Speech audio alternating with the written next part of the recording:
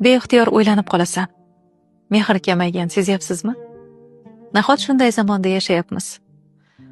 Odamlar bir-biriga bemehr, manfaat ko'zlaydimi hamma bir-biridan? Mehr nima deb ham qo'yadilar. Mehr bu nur.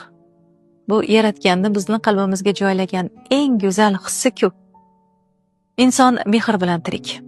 Dunyoda hamma narsa o'zgarishi mumkin. Odamlar, qiyofalar, lekin mehrdan yaralgan munosabatlar abadiy, chunki mehr bor joyda shifo bor.